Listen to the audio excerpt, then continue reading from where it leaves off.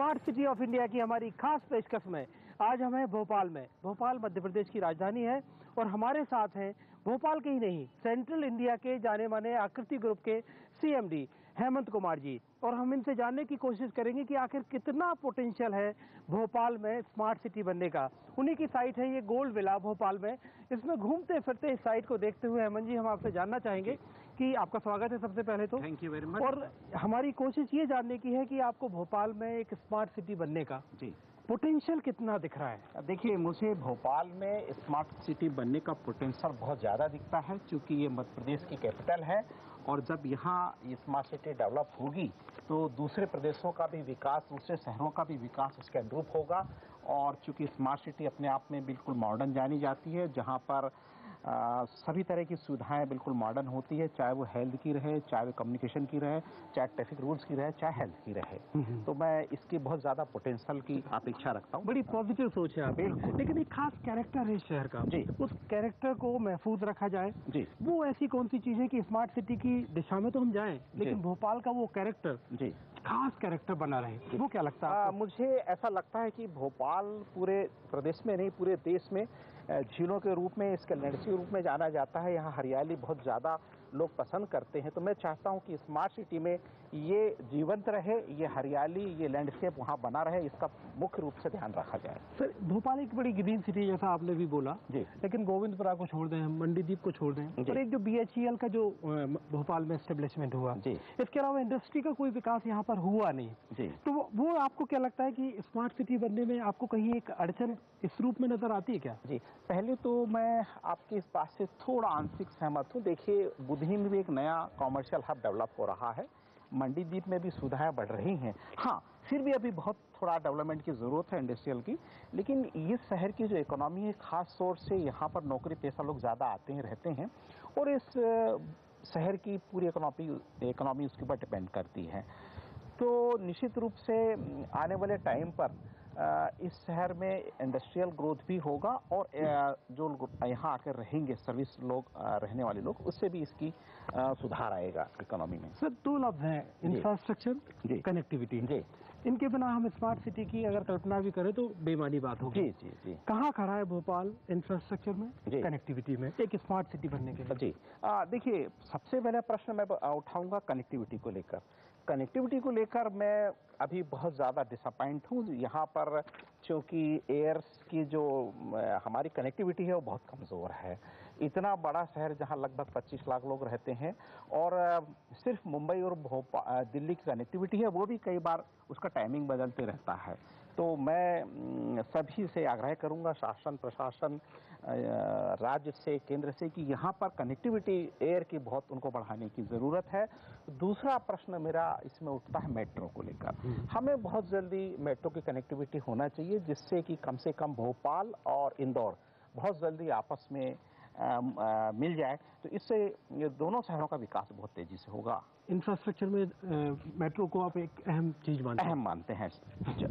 एक भोपाल के बगल में महज 200 किलोमीटर के फासले पर इंदौर शहर है जी। कहीं इसकी वजह से आपको लगता है कि भोपाल इसलिए पीछे स्मार्ट सिटी के तौर पर इस दौर में पीछे रहेगा क्योंकि बड़ी तेजी से विकास हो रहा है इंदौर में? तो देखिए, विकास इंदौर का एक अलग तरीके से हो रहा है, लेकिन भोपाल का विकास एक अलग तरीके से होगा। अलग तरीके से मेरे कहने का मतलब ये है कि यहाँ पर व्यवस्थित विकास होगा।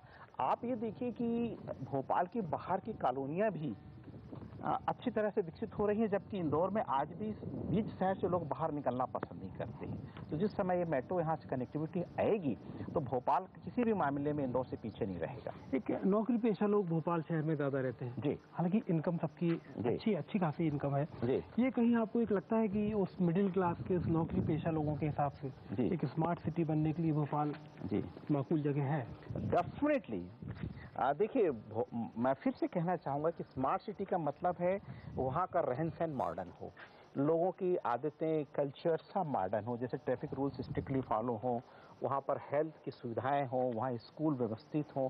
ये चीज़ें वहीं होती हैं जहाँ लोग थोड़े कल्चर रहते हैं। तो नौकरी पेशा वाले लोग और ज़्यादा कल्चर होते हैं, इसलिए मुझे बहुत ज़्यादा संभावना है कि यहाँ पर स्मार्ट सिटी ज़्यादा अच्छी विकसित इसमें एक चीज़ और जोड़ूंगा मैं जी, कि लोग यहाँ इसकी खूबसूरती, जो कुदरत की खूबसूरती की वजह से भोपाल में लोग रिटायरमेंट के बाद आना चाहते हैं। ये एक सोच है जी, मैं आपकी बात से बहुत अच्छा सहमत हूँ, बहुत स्ट्रांगली इस बात को सपोर्ट करता हूँ कि यहाँ लोग रहना पसंद करते हैं। यह अमन चैन का शहर है और यहाँ की हरियाली, जैसा आपने कहा, लोगों को आकर्षित करती है। यहाँ का वातावरण, यहाँ के एनवायरनमेंट बहुत अच्छा और साफ सुथरा है। लेकिन सर रिटायरमेंट के बाद, ये मेरा सवाल है। हाँ, डेफिनेटली रिटायरमेंट के बाद आदमी सुख शांति ही चाहता है, इसलिए पसंदीदा शहर है ये। भोपाल में आईटी इंडस्ट्री है, आईटी इंडस्ट्री में अच्छी खासी दिलचस्पी दिखा रहे हैं, जैसे एक आईटी हब बनने की बात हो रही है, आईटी पार्क बनने की बात हो रही है। इसका यहाँ की रियल एस्टेट इकोनॉमी पर क्या इम्पैक्ट है, क्या असर देखते हैं? डेफिनेटली मैं आईटी पार्क के बनने से और भी दूसरे तरह के जो यहाँ पर आ रहे हैं लोग काम करने के लिए, तो इससे रियल एस्टेट में बहुत ग्रोथ की संभावनाएं हैं, क्योंकि आईटी बनने से यहाँ पे लोग रोजगार पे आएंगे, उनको मकानों की ज़रूरत होगी। मकानों की ज़रूरत बढ़ने से रियल एस्टेट में इसका सीधा प्रभाव पड़ेगा और ये एक ग्रोथ के रूप में सामने आएगा। मतलब ओवरऑल मैं मानूं कि मैं आपसे जितने भी, चाहे आईटी सेक्टर हो, इंफ्रास्ट्रक्चर हो, कनेक्टिविटी हो, मतलब आपके एक पॉजिटिव आउटलुक है। आप मानते हैं कि एक स्मार्ट सिटी के बतौर भोपाल एक जगह है कि जोड़ सकता है। डेफिनेटली मैं बहुत पॉजिटिव हूँ। भोपाल में ही स्मार्ट सिटी होना चाहिए, इसकी बहुत अच्छे पोटेंशियल। मैं आपसे, आप बता रहे थे कि पोटेंशियल पूरा है, लेकिन भोपाल में मिडिल क्लास ज़्यादा है, जैसा आपने भी माना इस बात को। उस मिडिल क्लास की जो ज़रूरतें हैं, चूंकि पॉपुलेशन बढ़ रही है, अब शहर के बाहर ही जाना है, मतलब शहर में तो जगह नहीं है, अगर जगह है भी तो वो अफोर्ड नहीं कर सकती मिडिल क्लास। कितना स्कोप आपको दिखता है कि जो अफोर्डेबल हाउसिंग का कितना स्कोप दिखता है आपको भोपाल? देखिए, मैं भोपाल में अफोर्डेबल हाउसिंग के लिए बहुत ज़्यादा स्कोप देखता हूँ, और इस पर तो मैं आपके सामने एक बात बड़ा स्पष्ट रूप से रखना चाहता हूँ कि सिर्फ प्राइवेट डेवलपर ही नहीं, गवर्नमेंट को भी इस दिशा में काम करना चाहिए और कुछ ऐसी व्यवस्थाएं बनाना चाहिए जिससे कि ये बड़ा उपेक्षित सेक्टर बना हुआ है। अफोर्डेबल हाउसिंग की हमें बहुत ज़्यादा आवश्यकता है। हम डेवलपर की तरफ से भी ये कहना चाहते हैं आपके चैनल के माध्यम से कि हम तैयार हैं, जब शासन प्रशासन इस दिशा में अगर कोई नए कानून लेके आता है। इसमें सबसे बड़ा प्रॉब्लम है अगर हमारे राज्य शासन ज़मीन को लेके कोई नियम कानून प्रतिष्ठित बिल्डरों के साथ बनाती, जिनका कि एक ट्रैक रिकॉर्ड अच्छा है, तो क्यों ना उनके साथ मिलकर अफोर्डेबल हाउसिंग पे काम किया जाए, ऐसी मैं अपेक्षा रखता हूं। और मैंने इस पे कुछ काम भी किया है। मेरे कुछ प्रोजेक्ट्स अफोर्डेबल हाउसिंग में मैंने बनाए हैं, जिसकी बहुत ज़्यादा मांग रही और लोगों को इसकी बहुत ज़्यादा चाहना भी रही। मैं आपको सच बताना चाहता हूँ कि जो फाइनेंशियल इंस्टीट्यूशन है वो मेरे पास कई बार अप्रोच की कि भाई आपका ग्रुप चूंकि इतना प्रतिष्ठित है, तो आप इस सेक्टर पे ज़्यादा से ज़्यादा काम करें और हम लोन देने को तैयार हैं। यहाँ तक कि अगर उनके कोई ऐसे डेफिनेट आय नहीं भी हो, जैसे कि अब इनकम टैक्स की पे स्लिप की ज़रूरत होती, बोले हमें उसकी भी ज़रूरत नहीं है, इस पे सिर्फ काम करने की ज़रूरत है, लोग पैसे देने को तैयार हैं। तो प्रॉब्लम आके जो रुक जाता है, जो कठिनाई पैदा होती है, वो ज़मीन की। ज़मीन अगर महंगी होगी तो मैं कितना भी सस्ता कंस्ट्रक्शन करूं, वो सस्ता बना के मैं अफोर्डेबल नहीं बना सकता। तो इसलिए मैं अपेक्षा रखता हूं कि शासन इस दिशा में कुछ काम करे, क्योंकि ज़मीन के बारे में हमारा कोई नियंत्रण हो नहीं पाता। मिड सेगमेंट की बढ़ती डिमांड में आपको ओवरऑल सप्लाई साइड कैसी है भोपाल? बिल्कुल बैलेंस है, अच्छी है, और जो अच्छे मकान हैं उनकी सप्लाई अच्छी बनी रहती है और मिड सेगमेंट की डिमांड अच्छी है भोपाल में। तो आपके तमाम प्रोजेक्ट चल रहे हैं, काफ़ी प्रोजेक्ट चल रहे हैं भोपाल में, तो इनमें जो टाउनशिप के जो प्रोजेक्ट चल रहे हैं उसके बारे में कुछ हमको डिटेल बताएं। हाँ, डेफिनेटली। देखिए, मेरा जो ग्रुप है, पहले मैं आपको बड़ा स्पष्ट बता दूं अपने ग्रुप के बारे में कि ये जो ग्रुप है ये अलग अलग सेक्टर में अलग अलग आवश्यकताओं के अनुसार काम करता है। जहां मेरा ग्रुप प्रीमियम सेगमेंट के लिए भी जाना जाता है, तो मेरा ग्रुप छोटे मकानों के लिए भी जाना जाता है। मैं आपको एक और खुशी की बात बताता हूं कि वैरायटी भी है हमारे इस ग्रुप में। वीकेंड प्रोजेक्ट, जो सप्ताह में आदमी एक दिन रुक के, 2 दिन रुक के, जैसे एक्सोटिका, आकृति एक्सोटिका, एक ऐसा प्रोजेक्ट है जहां ग्रीनरी बहुत ज़्यादा है और आप वहां 2-3 दिन रुक कर पूरे हेल्थ का आप आनंद ले सकते हैं, एंटरटेनमेंट का आनंद ले सकते हैं। मैं रेसिडेंशियल प्रोजेक्ट जहां बनाता हूं या कमर्शियल बनाता हूं, तो मेरा सेंट्रल इंडिया में पहला सीनियर सिटीजन प्रोजेक्ट बन रहा है नेस्ट। मैंने देखा, वाकई खूबसूरत है और कॉन्सेप्ट बहुत ही अच्छा है, नया है। मैं धन्यवाद देता हूं आपको, आपने अगर इसे नजर किया है। ये खासतौर पे आपने उसमें जो बैठने के लिए एक जो होता है ना कि बुजुर्ग एक रिटायर्ड इंसान है, वो जिंदगी में क्या चाहता है, जितनी चीजें वो सोचता है, जो मैंने इसका मॉडल आपने बताया, उतनी चीजें आपने वहाँ पर रखी हुई है। डेफिनेटली। एक्चुअली ये जो कॉन्सेप्ट है मेरा, ये डेफिनेटली ग्रुप कैसा डेडिकेटेड होता है किसी काम को लेके एक सामाजिक दायित्व को निभाने के लिए, वो ये मेरा आपके सामने एक प्रेजेंटेशन है, नेस्ट जिस नाम से जाना जाता है। और मुझे खुशी है, घोंसला कि आप वहाँ गए और आपने देखा। और फिर भी मैं अपेक्षा रखता हूँ कि अगर इसमें भी कहीं कोई सुधार की आवश्यकता होगी, गुंजाइश होगी, तो मैं हमेशा इसके लिए ओपन रहता हूँ और उनका स्वागत करता हूँ। इसके अलावा और प्रोजेक्ट भोपाल के अलावा दूसरे इंदौर में शुरू होने के हैं। इंदौर का हमारे प्रोजेक्ट की परमिशनें कंप्लीट हो गई हैं और नागपुर में हमारा प्रोजेक्ट चालू होने वाला है। ग्रुप जनरली ज़मीन खरीद के प्रोजेक्ट बनाता है। मैंने देखा अभी हमारे वेंचर्स जो हैं, जॉइंट वेंचर्स के प्रोजेक्ट्स नहीं हैं। हम कोशिश करते हैं कि ताकि इन ज़मीनों का हमारा बिल्कुल साफ़ सुथरा हिसाब किताब रहे। ज़मीन लेते समय हम वो जांच पड़ताल कर लेते हैं। इसलिए आज तक हमारे किसी प्रोजेक्ट में किसी तरह का कोई तकलीफ ग्राहकों को नहीं आया है। Ultimately you are into business. Definitely. तो उसमें आपका जो जोर होता है जी, वो अफोर्डेबल हाउसिंग पे होता है या लग्जरी हाउसिंग पे? डेफिनेटली। देखिए, मैं आपको सच कहूँ कि मेरा जो ग्रुप है वो लग्जरी होम्स के लिए जाना जाता है। लेकिन हम आवश्यकता के अनुसार मार्केट में अगर अफोर्डेबल हाउसिंग की तो आवश्यकता को देखने की ज़रूरत नहीं, हमेशा बनी हुई है। हम अपनी व्यवस्थाओं को, अपनी वित्तीय व्यवस्थाओं को देखते हुए अफोर्डेबल हाउसिंग में हमेशा काम करते रहते हैं। उसके लिए कोई मार्केट देखने की ज़रूरत नहीं है। जब भी हमें ऐसी कोई ज़मीन अच्छी मिलती है जहां अफोर्डेबल डाला जा सकता, तो पहले मेरी प्राथमिकता अफोर्डेबल की रहती है, बाद में लग्जरी की रहती है। भोपाल में जनरली जो डिमांड होती है जी, किस सेगमेंट की ज़्यादा नजर आती है? बेसिकली मिड सेगमेंट और अफोर्डेबल की ज़्यादा है। और जो लोग जो पसंद आपकी समझ से मिड सेगमेंट में ज़्यादा पसंद करना। आकृति ग्रुप के सीएमडी एकदम पॉजिटिव अप्रोच रखते हैं, सोचते हैं कि भोपाल वाकई एक स्मार्ट सिटी बन सकता है। लेकिन आगे हम और भी बातें बताएंगे, इनसे जानने की कोशिश करेंगे कि ऐसी कौन सी खास बातें इस भोपाल शहर के चरित्र में, कैरेक्टर में कि ये स्मार्ट सिटी बने। लेकिन एक छोटे से ब्रेक के बाद।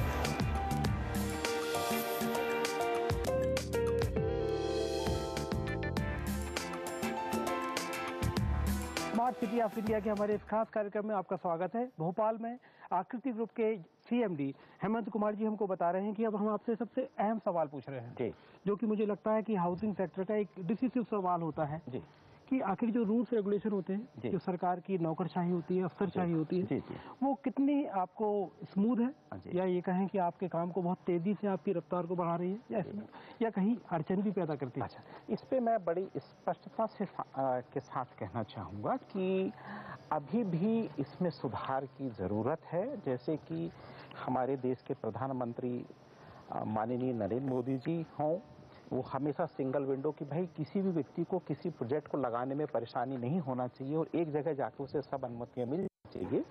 इस धारणा को ध्यान में रखते हुए हमारे प्रदेश में अभी इसमें सुधार की गुंजाइश है। यहाँ इसमें अभी भी हमें कई विभागों में अलग अलग जगह जाना होता है और जाकर हम अनुमतियों का इंतजार करते हैं। मैं इसमें जरूर ये कहना चाहूँगा कि हमारे मुख्यमंत्री भी बड़े संवेदनशील हैं। इस पे उन्होंने आश्वासन भी दिया है, इस पे वो काम भी कर रहे हैं। जैसा कि इंडस्ट्रियल एरिया के लिए सिंगल विंडो की उनकी अवधारणा है, मैं चाहूँगा और आपके चैनल के माध्यम से मैं कहना चाहूँगा कि रियल एस्टेट में भी सिंगल विंडो को स्ट्रिक्टली फॉलो करना चाहिए। इससे प्रोजेक्ट तेजी से मार्केट में आएंगे, प्रोजेक्ट होंगे, इसमें जो एम्प्लॉयमेंट बढ़ेगा और रोजगार बढ़ेगा, ये मैं अपेक्षा रखता हूं। मतलब जो राज्य सरकार से अभी फौरी तौर पर अभी हम कहें कि अभी बाजार में कितनी मदद मिलती है हाउसिंग सेक्टर को, या आपको जो लगता है कि राज्य सरकार ये मदद कर रही है हमको, ये बहुत है? बेसिकली तो मैं चाहूँगा कि जो कानून में जो थोड़ा सा सुधार ला रहे हैं राज्य सरकार, इस पे तो मदद मिल रही है। लेकिन जहाँ तक टैक्सेस का मामला है, टैक्सेस इसमें देखना चाहिए कि वो कम करें।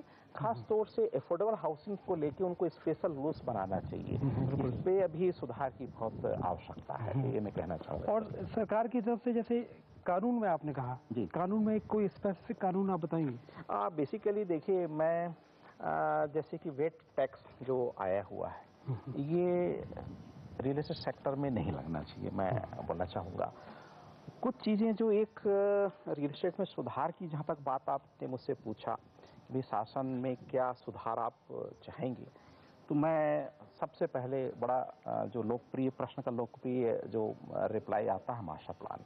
मध्य प्रदेश का मास्टर प्लान कई लंबे समय से ये अभी पेंडिंग पड़ा हुआ है। खासतौर पे भोपाल शहर का, कि बीच में पता चलता है कि मास्टर प्लान आने वाला है जी, आने वाला है, ऐसा कई सालों से हम सिर्फ सुन रहे हैं कि आने वाला है। जी, तो यही पेंडेंसी कई बार सरकार की नीयत पे प्रश्न चिन्ह खड़ा कर देता है और मुझे पूरी उम्मीद है कि आने वाले समय पे ये मास्टर प्लान बहुत जल्दी कैसे एक सर, मतलब मैं कहूँ कि हाउसिंग सेक्टर को एक शहर का मास्टर प्लान कैसे सीधे तौर पर जुड़ा होता है, समझाएंगे? हाँ, डेफिनेटली। मास्टर प्लान से बहुत सारी चीजें नियमित हो जाती हैं, व्यवस्थित होती हैं कि कहाँ रोड बननी है, कितनी चौड़ी बननी है, कितनी ऊंची बिल्डिंग बननी है, जो कि एक स्मार्ट सिटी के लिए बहुत जरूरी है। अगर हम स्मार्ट सिटी की कल्पना कर रहे हैं तो मास्टर प्लान बहुत जरूरी है। नहीं तो मैं स्पष्ट कहना चाहूंगा कि अगर मास्टर प्लान नहीं होता है तो स्मार्ट सिटी की कल्पना सिर्फ एक कोरी कल्पना रह जाएगी और इस पे हमें बहुत ज्यादा संभावनाएं नजर नहीं आएंगी। एक मास्टर प्लान की जब आपने बात छेड़ी तो इसमें हाउसिंग सेक्टर के जो प्लेयर होते हैं, सरकार कितना जोड़ती है उनको, और कितना जोड़ती है, और कितना आप लोग जो उम्मीद करते हैं उतना जोड़ती है क्या? देखिए, सरकार तो हमेशा हमारे को जोड़े बगैर उनका संभावना भी नहीं है, क्योंकि एक बहुत बड़ा परसेंटेज हम जो रहवासी लोगों को देते हैं प्राइवेट डेवलपर से ही आती है। तो सरकार और प्राइवेट डेवलपर्स हमेशा कदम से कदम मिला के चलते हैं और जो कभी भी कोई ऐसी बातचीत होती है तो हम मिल बैठ के कोई ना कोई रास्ता निकालते हैं। और सरकार बड़ी संवेदनशील है, उन बातों को सुनती समझती है। जैसे कि बीच में जॉइंट वेंचर में कुछ एग्रीमेंट में कुछ ज़्यादा स्टैम्प ड्यूटी की बात आई थी, सरकार ने उस तकलीफ को समझा और उसमें सुधार किया।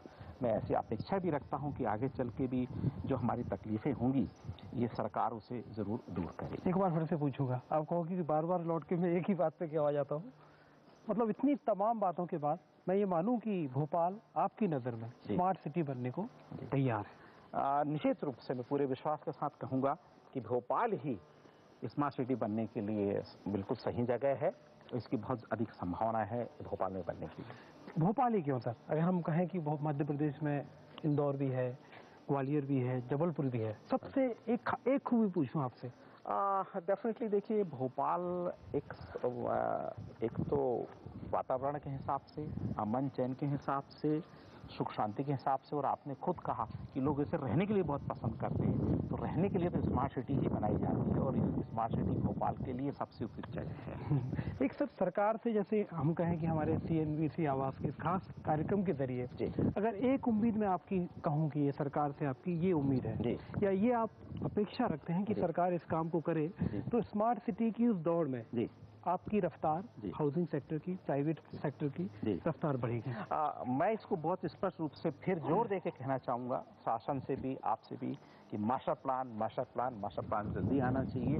इससे व्यवस्थित विकास होता है, शहर का होता है, और स्मार्ट सिटी की अवधारणा निश्चित रूप से बड़ी उन्नत होती है। CNBC आवाज में आपने बेबाकी से एकदम साफ तौर पर, जिसे कहें कि जो सबको समझ में आ सके, ऐसे विचार रखे। इसके लिए आपका बहुत बहुत शुक्रिया। और खास तौर पर हम आपके इस मास्टर प्लान वाली बात के लिए अप्रिशिएट करते हैं कि वाकई ये बहुत बड़ी एक दिक्कत है। जितनी जल्दी मास्टर प्लान आएगा, स्मार्ट सिटी की दौड़ में भोपाल उतने जल्दी ही आगे बढ़ेगा। आपका बहुत बहुत शुक्रिया CNBC आवाज में बातचीत करने के लिए और अपने विचार रखने के लिए। और उम्मीद करते हैं हम कि ये सारे विचार आपके बहुत जल्दी एक यकीनी तौर पर धरातल पर, जमीन पर भी नजर आएंगे। मैं CNBC आवाज को भी बहुत बहुत धन्यवाद देता हूं इस चर्चा के लिए, और मैं भी इस उम्मीद में रहता हूं कि स्मार्ट सिटी भोपाल के लिए निश्चित रूप से विकसित होगी। आपका बहुत बहुत धन्यवाद। Thank you.